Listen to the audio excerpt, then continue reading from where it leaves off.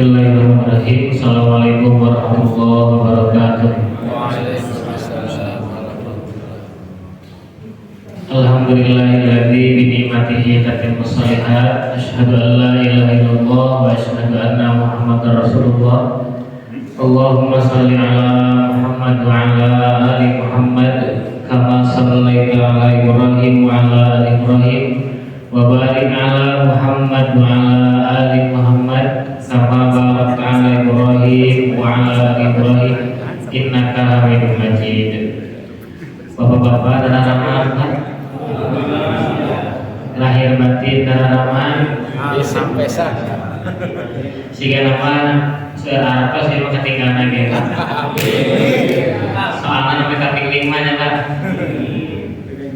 Alhamdulillah, mudah-mudahan Allah Subhanahu wa taala yang Maha menatap menggolongkan kita semua menjadi orang-orang yang bersih hati, menjadikan orang-orang yang memiliki qalbun salim, memiliki hati yang tidak pernah memiliki perasaan hasud terhadap nikmat orang lain, memiliki hati yang senantiasa selamat di hadapan Allah Subhanahu wa taala.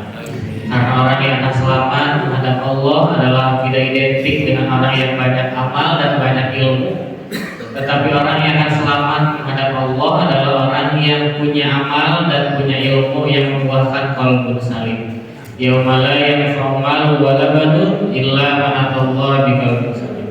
Dan ingatlah di hari ketika anak-anak dan harta tidak ada manfaatnya kecuali orang yang datang menghadap Allah dalam keadaan hati yang selamat. Mudah-mudahan orang sadayana digolongkan jantan jami-jami mendapat qalbun salim. Hadirin rahimakumullah, ada sebuah cerita yang mungkin pernah kita dengar. Ada seorang pemuda yang naik gunung bersama dengan rekan-rekannya. Berangkat, dia bagi-bagi, teman-teman yang lain membawa bekal dengan ransel yang besar, memasukkan mie, beras, telur dan sebagainya dimasukkan ke dalam tas. Dan satu pemuda yang ini pun beliau sama. Ternyata tasnya penuh dan entah apa berisinya, kita tidak pernah tahu. Ternyata perjalanan dilaksanakan, sesampainya di puncak gunung, mereka semua mengeluarkan bekal yang dibawa. Teman-teman dari pemuda tadi mengeluarkan beras, telur, mie dan banyak lagi makanan serta alat-alat untuk masak. Sementara satu pemuda ini dia mengeluarkan batu dengan banyak jumlahnya. Ternyata dari bawah gunung sampai atas gunung dia hanya memiliki kegagahan saja, membawa tas yang banyak, ransel yang besar. Ternyata bekalnya sama sekali tidak bermanfaat bagi dirinya. Terkadang kita dalam kehidupan pun sama. Hari ini kita sedang mencari bekal untuk menghadap kepada Allah, mencari bekal untuk ke puncak gunung, yaitu bertemu dengan Allah Subhanahu wa taala. Terkadang orang lain mengumpulkan bahan makanan yang kelak bermanfaat untuk di atas gunung, sementara kita hanya mengumpulkan bebatuan. Bekal yang sia-sia, bekal yang hanya menjadikan berat saja pada punggung kita, pada pundak kita, namun ternyata tidak ada manfaatnya di hadapan Allah Subhanahu wa taala. Ternyata bekal siapakah dia? Dia adalah bekal orang-orang yang melaksanakan amal kebaikan, tetapi didasari dan dibarengi dengan hati yang tidak bersih. Secara amalia, wudunya mungkin main-main, dalam salatnya masih lalai main-main, dalam urusan tilawah Qur'annya main-main, dalam urusan sedekahnya masih main-main. Maka sebetulnya kita bukan mengumpulkan bahan makanan ke hadapan Allah, tetapi kita mengumpulkan banyak batuan. Hanya terlihat gagah saja orang-orang lain. Wah, hebat pemuda tadi, membawa ransel yang besar ke atas gunung, tetapi sama sekali tidak ada manfaatnya untuk dirinya. Mungkin dan ketakutan kita pun seperti itu. Orang lain hanya melihat kepada kegagahan kita saja. Wah, gagal Bapak. Wah, bagus Bapak. Tapi ternyata mungkin di ransel kita itu berisi batuan yang kelak hanya memberatkan punggung kita di hadapan Allah Subhanahu wa taala. Maka dari itu setiap langkah kita dalam ibadah-ibadah kita perlu membarengi dengan qalbun salim tadi, dengan membarengi hati yang bersih tadi. Karena terkadang ibadah yang paling berat itu adalah ibadah hati, Pak. Bahkan organ tubuh yang paling cepat lelah dalam tubuh kita adalah hati kita. Karena mungkin jasad kita bisa beristirahat, tetapi hati ini terus-terusan membayangkan sampai kepada pikiran kita. Bahkan di rumah pun jasad istirahat, tapi emutan mau kemana, Pak? Itu berdasarkan dari hati kita. Maka ibadah hati itulah yang mungkin jarang untuk kita laksanakan bersama-sama. Kita hanya berfokus kepada amal yang sifatnya luar, tetapi hati kita jangan sampai terlupakan atas ruhiyah. Maka dari itu kita sama-sama perlu meyakini bahwa apapun yang terjadi dalam diri kita ini hanya dititipi. Kita hanya menggunakan hak pakai, bukan menjadi hak milik, Pak. Kita punya motor, itulah hak pakai. Kita punya rumah adalah hak pakai. Kesehatan kita adalah hak pakai, karena kehidupan adalah pemberian. Ketika seorang mungkin memberi, ketika dia mengambil kembali itu haknya. Ketika seorang manusia diberikan kehidupan oleh Allah, lantas Allah ingin mengambil, maka terserah Allah. Kalimat yang sering kita baca dalam sholat kita, Alhamdulillahirabbil alamin. Makna Rabb dalam beberapa tafsir dinyatakan sebagai merawat, mengatur, pembimbing, pemilik. Al-alamin itu artinya adalah segala sesuatu yang ada di dunia ini kecuali Allah. Berarti Rabbul alamin seluruhnya adalah milik dari Allah Subhanahu wa taala. Nah, cara kami sedami nu diuji teh mun abdi hungkul terserah Allah, karena Allah yang merawat, Allah yang membimbing. Kenapa dari sekian banyak jamaah, kenapa saya yang diterima sakit oleh Allah, diberikan sakit oleh Allah? Terserah Allah, karena Allah Rabbul alamin. Allah pilih kita karena Allah tahu kualitas dan kapasitas kita. Maka pertanyaan kenapa, pertanyaan mengapa, itu adalah ibadah hati kita kepada Allah Subhanahu wa taala. Terkadang yang sulit adalah ridho terhadap takdir yang telah Allah berikan. Orang mah biasanya sok hoyong teh takdir nu saya ngumpulnya, Pak. Pas dipaparin takdir anu awon, sok rada benteng gitu. Karena Allah memberikan mungkin kesepakatan kepada kita, takdir kepada kita yang kita suka ataupun yang tidak kita suka. Dalam urusan kehidupan sehari-hari saja, kalau kita di rumah mendapatkan perlakuan dari orang rumah yang tidak sesuai dengan keinginan kita, jauh dari kata sempurna, maka itulah jadi nilai ladang amal ibadah kita. Kalaulah semua orang di hadapan kita sempurna, Pak, di manakah letak sabar kita? Di manakah letak kesabaran kita untuk menghadapinya? Nah, dengan demikian, maka Allah sampaikan yang paling utama adalah bagaimana kita mengelola hati. Sebetulnya bukan karena kurang nikmat dari Allah, tetapi karena kurang syukurnya hati kita kepada Allah. Rumaos mas dari nikmat dari Allah. Rumaos bisa. Bapak angkat hadiahnya, aduh jajan kata nikmat ya Allah. Bapak bobo di barangnya Pak. Alhamdulillah. Di sebagian tempat tadi bobo gehese, kada disuntik kelak. Kesah bobo Pak, alhamdulillah boboannya lancar. Itu adalah nikmat yang mungkin jarang untuk kita syukuri. Nikmat sehat akan terasa ketika kita sedang sakit. Menjuta daman mah nyeri sampean ya Pak sebelah ini. Hoyong tahiyat sampurna teh heset. Nyebatkeun lah kemah kesehatan hoyong salat teh sampurna gitu. Karena kita merasakan bahwa nikmat sehat itu mahal. Begitu kita memaknai kalimat Alhamdulillahirabbil alamin, maka seluruh hati kita telah seluruhnya dihadapkan kepada Allah. Sudah tidak ada lagi yang lain selain Allah. Dalam Al-Ikhlas kita bacakan walam yakul lahu kufuwan ahad. Dalam terjemah kemenak, kufuwan itu dalam Al-Qur'an diartikan yang setara. Tetapi arti kufuwan itu dalam beberapa tafsir disampaikan itu adalah perantara. Walam yakul lahu kufuwan ahad, dan Allah tidak memerlukan perantara apapun. Sebagaimana kalau kita ingin membaca Al-Qur'an tetapi mata ini sulit untuk baca Quran karena buram, maka kita menggunakan kacamata. Maka kacamata itulah kufuwan. Kalau kita berjalan sementara kaki kita sedang sakit, kita menggunakan tongkat. Tongkat itu adalah kufuwan. sementara Allah tidak memerlukan kufuan. Perantara untuk satu tujuan, Allah tidak memerlukan itu. Maka yang paling penting bagaimana kita mengelola kondisi hati kita. Ia hati dekat tinggal di luar mah, tapi pengaruhannya agak pisah. Bahkan amal ibadah kita diterima atau ditolak oleh Allah tergantung kondisi hati kita. Senang dan bahagianya setiap orang itu ditentukan dari hatinya. Mungkin dalam raut wajah bisa senang, tapi hati mah tidak bisa dibohongan. Bapak-bapak ini gaduh rebutan Pak? Gaduhnya? Sadar rebutan? Dekat tinggal Pak di negara lain mas. Sehingga saudara harus karena memang hati ini tidak terlihat. Maka Allah menilai kepada sesuatu yang tidak terlihat dalam diri kita. Maka Allah la yanzuru ila ajsamikum wala suwarikum. Allah tidak melihat kepada jasad dan kepada rupa kita, tetapi Allah melihat kepada kondisi hati kita.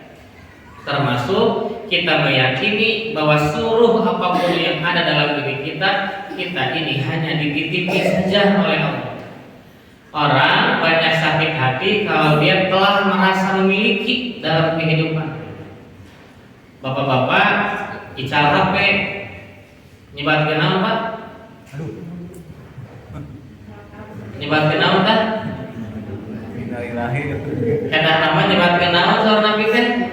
Saur Nabi teh kada nama nyebatkeun alhamdulillah ala kulli hal.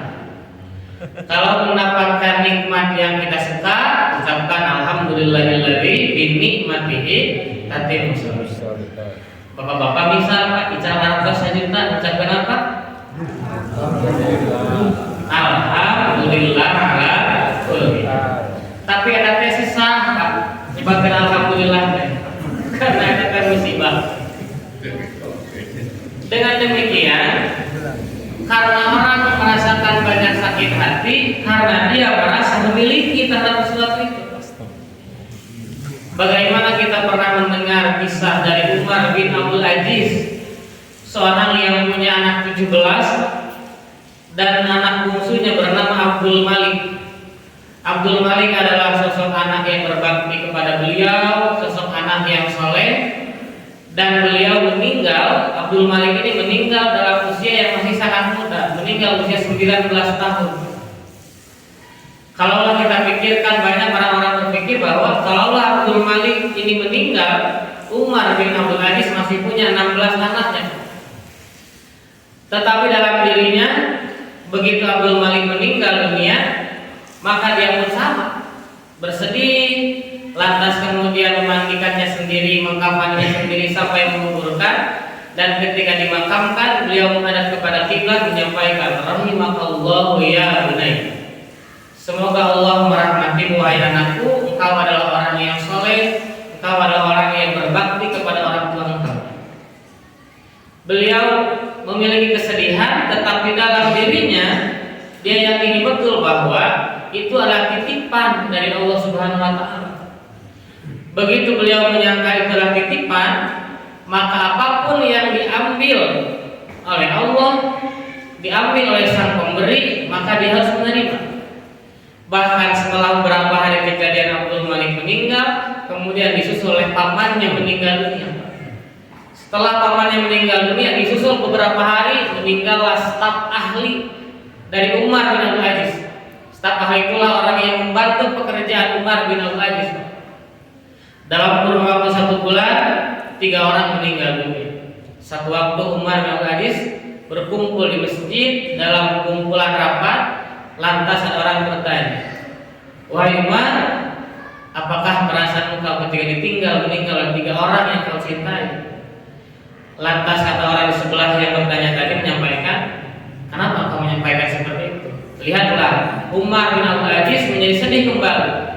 Umar kemudian menunduk, kemudian berkata, tidak, saya sangat ridho dan telah ridho ketika ditimpa musibah ini, karena saya yakini betul bahwa inilah titipan dari Allah Subhanahu wa taala. Kelak Allah Subhanahu wa taala menjadikan sebagai kita sebagai hamba-hamba yang sabar. Karena yakin betul bahwa apapun yang terjadi dalam dirinya adalah titipan dari Allah Subhanahu wa taala. Di ayat yang tadi dibacakan saat salat maghrib, wala nabluwannakum bisyai'in minal khaufi wal ju' wa naqsim minal amwali wal anfusi was samarat wa basyiris sabirin. Nyawa kita, diri kita adalah titipan dari Allah Subhanahu wa taala. Dan yang namanya titipan, satu waktu Allah ambil, kita harus menerima. Bukan hanya nyawa, bahkan harta yang kita miliki itu adalah titipan dari Allah Subhanahu wa taala. Bagaimana kita pernah mendengar kisah Khadijah binti Khuwailid yang mana beliau orang kaya saat itu, tetapi begitu meninggal dalam beberapa riwayat penuh tambalan dalam pakaian karena hartanya seluruhnya diberikan untuk perjuangan Islam dan perjuangan Nabi kita. Apa kata beliau? Bahwa harta ini adalah titipan. Maka dalam Islam tidak mengenal dengan kalimat bakhil dan sa'ih. Bakhil itu adalah pelit kepada orang lain, dan as-sa'ih itu pelit kepada diri sendiri. Bapak-bapak kadung artos, hoyong tuang teh sareng gepuk Pak. Gepuk teh sareng gepuk Pak. Gepuk teh daging. Daging gepuk. Hoyong pisan di jalan teh ninggal, tapi dia emot-emot deui asal lebar. Jajan eta teh asal lebar. Nah, jangan sampai kita termasuk kepada as-sa'ih. Artos aya mampu untuk beli.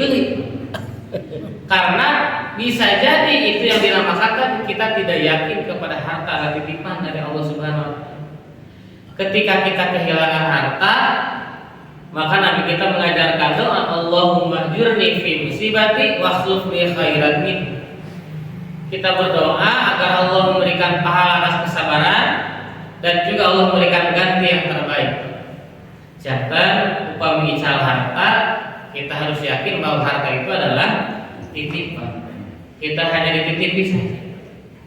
Seorang tukang parkir tidak pernah marah ketika motornya diambil oleh pemiliknya. Seorang tukang parkir tidak pernah marah ketika mobilnya bolak-balik diambil oleh orang lain. Bahagia, weh. Terjatuh emutan, sampai canang, mangga, gitunya. Mangga, suka naiknya anak motor, ambak aja. Jadi, karena dia yakin betul bahwa konsep harta adalah titipan. Semakin tinggi derajat ekonomi harta seorang hamba, maka itu bisa jadi menyulitkan dirinya untuk merasa dititipi. Kalaulah tidak dibarengi dengan keimanan, maka dia akan merasa itulah miliknya. Bahkan banyak kisah-kisah orang terdahulu yang menyampaikan bahwa inilah hasil kerja keras saya, inilah hasil karya saya. Tidak ada peran Allah di sana, tidak menyebutkan ada peran Allah di sana. Ketika Allah ambil, maka dia tidak menyangka bahwa itu adalah titipan. Sebetulnya di dunia ini kita hanya dititipi saja oleh Allah. Kesehatan kita hanya dititipi saja kesehatan. Hiji waktu Allah dipaparin kedama, sing tiasa nampi. Uramanya namanya samingguan terdama mungkin aduh aral nantinya. Ya Allah, ya kira damangna. Bagaimana kita lihat orang-orang yang lain mungkin 1 tahun, 2 tahun dalam keadaan sakit, tapi kita lihat bagaimana kondisi kesabaran dirinya. Sebetulnya kitalah yang perlu meningkatkan tingkat syukur kita kepada Allah, bukan meningkatkan gaya hidup kita. Jangan konsep syukur mah saur Nabi hiji unduru ila man huwa asfala minkum wala tanduru ila man huwa fawqa. Sing sering ninggal ka handap, tong sering ninggal ka luhur. Upami urang teh sana kira kaset, tah gaul teh tong sareng kaset deui, engke teh katimpah gitu. Upami urang teh rada kaset, tah gaul teh saha urang. Ibarat dalam urusan dunia, kita bergaul atau melihat urusan dunia kepada orang yang berada di bawah kita. Upami teras tangga kaluhur, kita akan merasakan bahwa nikmat Allah itu terasa sempit dalam diri kita. Upami orang mapanya tergaduh motor, terkadang orang tinggal gaduh motor, tinggal sanes mah geuningan ngalengkah ge sesah sampean urang alhamdulillah biasa kene ngalengkah. Nu gaduh motor tong ninggal, nu gaduh mobil tinggal rumah apa? Urang alhamdulillah gaduh motor kaditu kadieu sanes mah apa? maka tingkat syukur kita akan senantiasa bertambah kepada Allah. Ibadah kita akan bertambah kepada Allah. Jadi kesempatan seorang manusia dalam mendekatkan dirinya kepada Allah dengan ibadah hatinya tadi. Pandai-pandai bersyukur dengan cara kita menjadikan nikmat kita digunakan untuk hal-hal yang disukai oleh Allah. Upami dipaparin ekonomi luhur, pandangan saya, jabatan saya, kedah nama ningkat kondisi keimanan kita kepada Allah. Apa arti barokah kata Nabi? Kullu ma tuzidakum fit ta'ah. Apapun yang bertambah maka harus bertambah juga rasa taat kita kepada Allah. Nabi Yuswa, Nabi taat Allah, Nabi derajat, Nabi taat kepada Allah, bertambah jabatan, kedudukan, harus bertambah juga ketaatan kita kepada Allah. Kamu sakwihna Nabi ketaat Nabi urusan dunia yang ngirangan karena ibadah kepada Allah. Bilih urang teh hilap memasihan eta teh Allah, dan kita hanya dititipi saja. Yang namanya nitip watil kal ayyam mudawiluha bainana. Allah teh diputar tas giliran ieu ayeuna. Saporas dina bisnis, dina usaha, aya nu dicalan saing kami nya, dicalan kerudung. Aya nama ieu nu pajeng teh genep bulan ieu, watil kal ayyam mudawiluha bainana. Terus diputar ke Allah. Supaya kita sadar bahwa itu adalah titipan dari Allah Subhanahu wa taala. Jabatan yang kita pegang, kehormatan yang kita pegang adalah titipan dari Allah. Ayo namanya jadi parbut farsinya kata 27 Novembernya, nanti mari dia itu pasien farsi kan. Misalnya Pak parbut farsi kan Pak. Dan itu mereka sedang memperebutkan apa yang dititipi Allah. Ketika dititipi maka tidak boleh ada yang rusak, tidak boleh ada yang cacat, bahkan tidak boleh hilang. Kita diberikan umur oleh Allah, maka kembalikan umur itu kepada Allah dalam keadaan bersih. Dalam beberapa riwayat disampaikan kita terlahir dalam keadaan fitrah, pulang kepada Allah harus dalam keadaan fitrah. Karena kita diamanahi dan dititipi. Jabatan kita pun sama. Kita berada dimanapun, kedudukan kita apapun, kita adalah orang yang dititipi saja. Bagaimana Umar bin Khattab, beliau sangat cerdas dalam urusan jabatan. Khalid bin Walid seorang panglima perang. Setiap perang yang dilakukan dipimpin oleh Khalid bin Walid dalam keadaan menang. Sehingga para sahabat mengatakan bahwa kalaulah bukan karena Khalid bin Walid, ini tidak akan menang. Sehingga kata Umar, para sahabat telah kehilangan tauhid kepada Allah. Maka kata Umar, Khalid bin Walid kemudian dikembalikan menjadi pasukan dan Abu Ubaidah diangkat menjadi panglima perang. Karena ketakutan Umar, para sahabat menyangka bahwa ini bukan titipan dari Allah.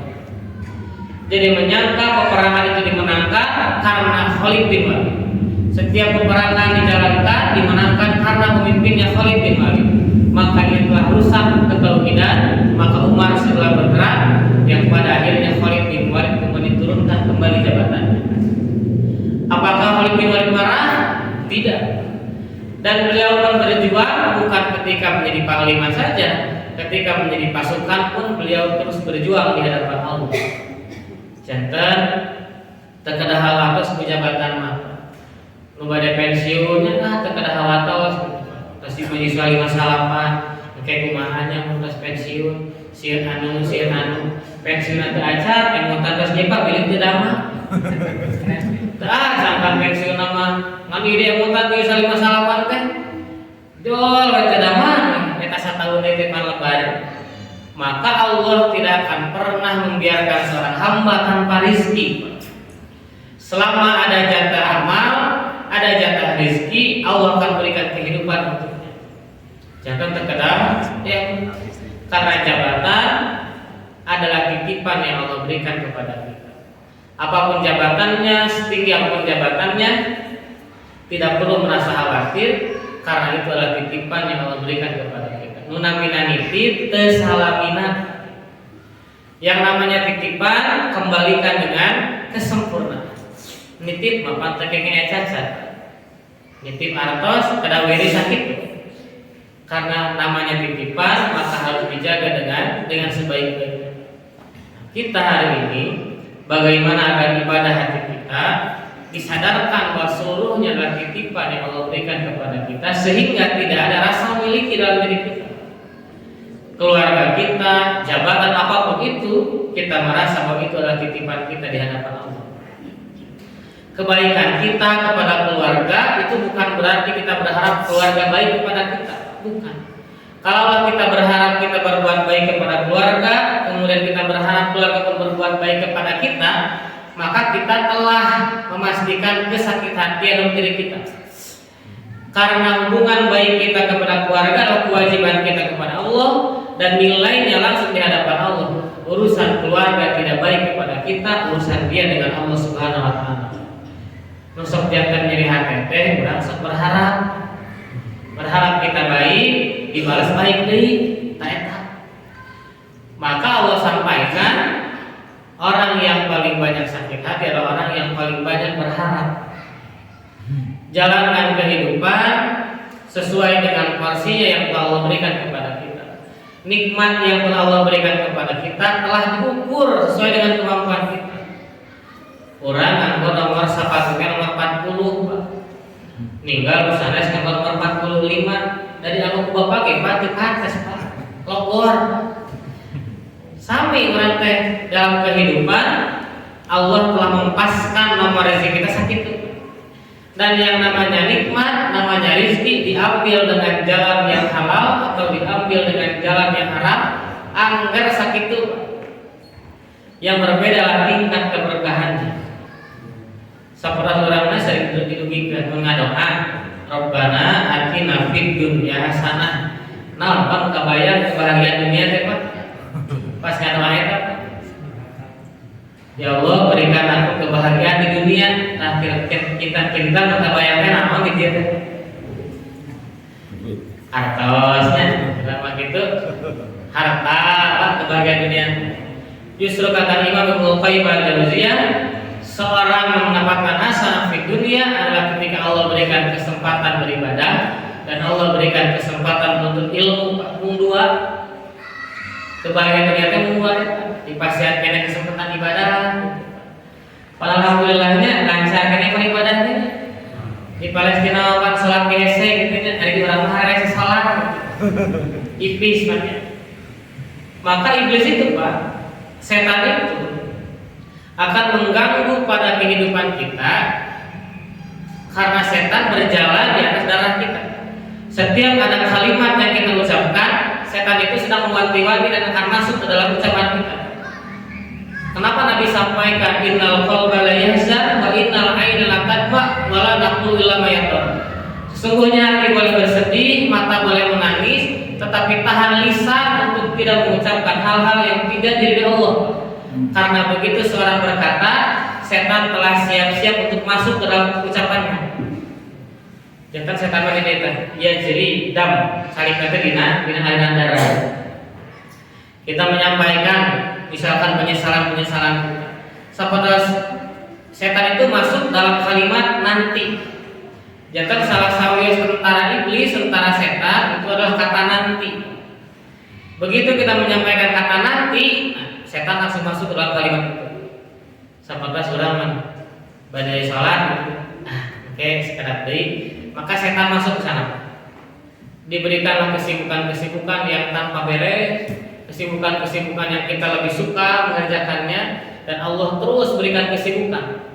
Karena Allah akan mengantar itu semua. Jangan kalimat engke eta teh tentara setan.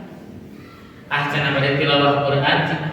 Tugas subuhnya tapi cenah kere magrib tilawah nanti. Eta mah subuh mah cenah malalakan. Subuh henteu Pak kete magrib teh henteu gitu. Karena setan masuk ke aliran darah kita melalui kalimat nanti. Termasuk begitu kita menginginkan hati kita sadar bahwa seluruhnya adalah titipan, maka setan masuk ke dalam perkataan kita. Bapak puntennya upamanya ngantunkeun ulah wargi boleh untuk menangis kata Nabi, tetapi jangan sampai niyaha.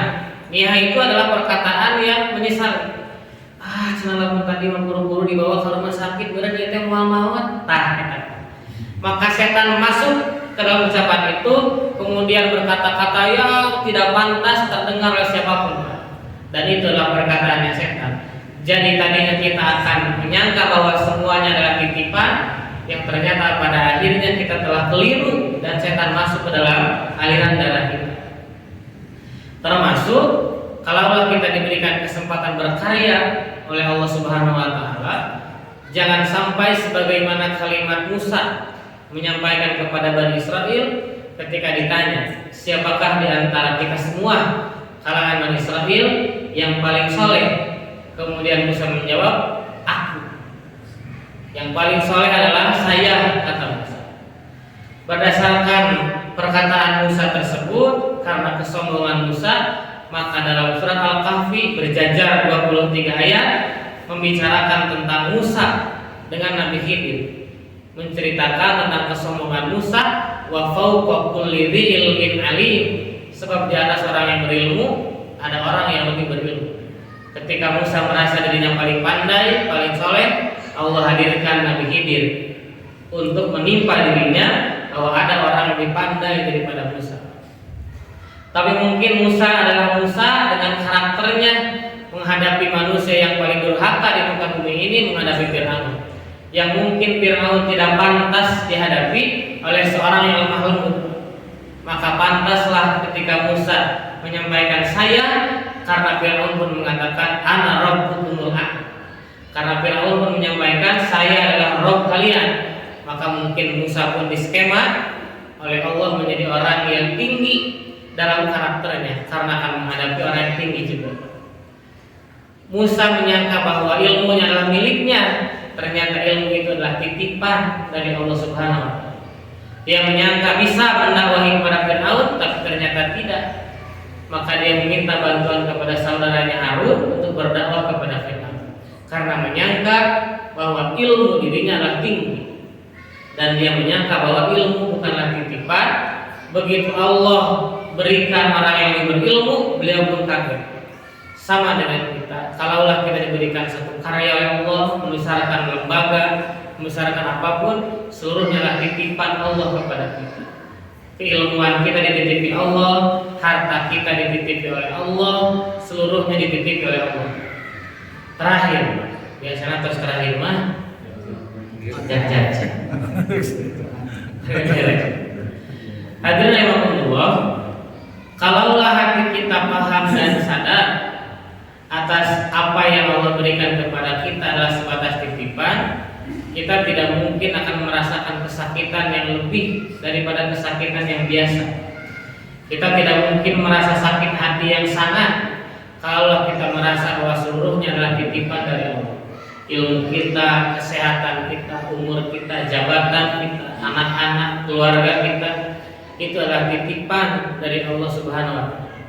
Yang namanya titipan kedah emot tara salamina namina titipan. Pasti akan Allah pergilirkan dalam bisnis kita, dalam usaha kita. Tidak perlu merasakan kenapa Allah tidak adil, karena hidup inilah pemberian dan kita tergantung yang memberi.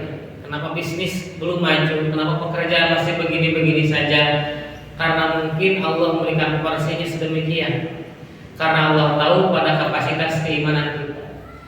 Kita pernah mendengar sahabat yang diberikan harta banyak oleh Allah tetapi tidak dibarengi dengan keimanan, maka hancur Pak kehidupannya. Mungkin Allah tahu memberikan kadar rezeki kepada kita sekian karena Allah tahu menyeimbangkan dengan keinginan dan keimanan kita. Bila orang beriman dihanap dipaparin harta nu pisan pada ka masjid teh berat. Urang dipaparin mobil dalam nyewa bapak-bapak di bumi. Dinten ieu pada ka masjid teh buat sieun Pak. Sieun icam, sieun kagores. Aya nu bener lapang abi Pak. Ayanya panjang jadinya hadiahnya Pak. Upamanya aya mah di bumi dalapan, eta teh ngalui. Karena Allah tahu atas dasar keimanan kita, maka yakini seluruhnya adalah hanya titipan dari Allah Subhanahu wa taala. Jabatan segala teh teu ada emutan. Jadi tadi pensiun lami keneh terus emutan ti ayeuna. Nikmati kehidupan, nikmati nilai-nilai kehidupan kewajiban kita penuh syukur dan gunakan syukur itu untuk beribadah kepada Allah Subhanahu wa taala. Itu saja yang disampaikan, mudah-mudahan menjadi wasilah kebaikan bagi kita semua. Mudah-mudahan jika ada yang sakit, mudah-mudahan Allah sehatkan jamaah kita. Jika mungkin saudara-saudara kita yang telah meninggal, mudah-mudahan Allah berikan terima keimanan dan dijadikan raudhatan min riyadil jannah, taman-taman surga tersebut. Bapak-bapak sing kana ramalnya sadayana sing barokah rezekina, barokah keluargana, mugi keluargana sing saleh tur salehah. Rabbana taqabbal minna innaka antas samiul alim wa tub 'alaina innaka antat tawwabur rahim. Rabbana atina fid dunya hasanah wa fil akhirati hasanah wa qina adzabannar. Assalamualaikum warahmatullahi wabarakatuh.